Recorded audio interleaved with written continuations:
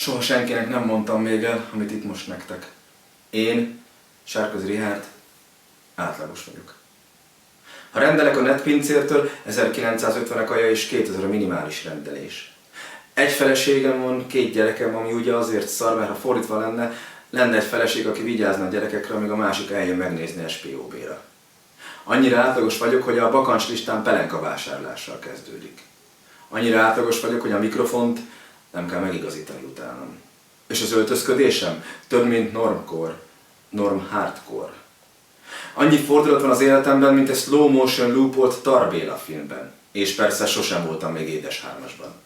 Bezzeg 4-es 6-oson. Szlogenem a merjünk nem nagyok lenni. Lehetnék az új Napóleon, csak ahhoz magas vagyok. Ahab kapitány, de túl sok lábam van. Az új Columbo, de 2 szemem van. Van Gogh, de sztereó vagyok. Michael Jackson, de nem vagyok eléggé pedofil. Veszélyes ezekben az időkben átlagos lenni, mikor mindenki túlságosan önmaga. Légy hiteles, és egész életedben megfizeted. Légy önmagad. De mi van, ha igazából egy fasz vagyok? Légy egyedi. Minek? Hogy legyen egy tematikus instád, mert te tudsz a legjobban tusrajzzal hátulról rinocéroszt rajzolni? Én azt mondom, légy átlagos, és légy büszke rá. Én például átlagon felül vagyok átlagos. Sokáig kerestem, miben vagyok különleges, hogy a gyerekeknek majd megmutatom.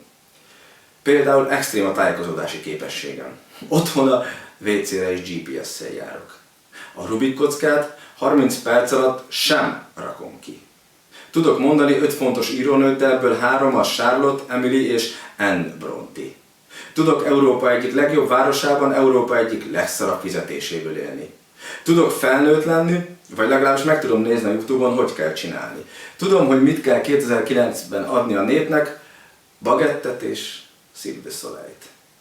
Én tudatosan vagyok átlagos, és a tudatossága a szorongás meleg ágya. Félek, annyira átlagos vagyok, a hangos egyszer csak bemondja, hogy Sárközi Richárdot önmaga várja a bejáratnál. Közben persze annyira különleges akarok lenni, hogy annál nincs is átlagosabb.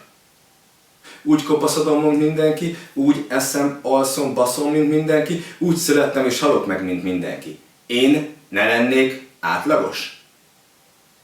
Nem is értem, mit keresek itt. Visszamegyek inkább közétek.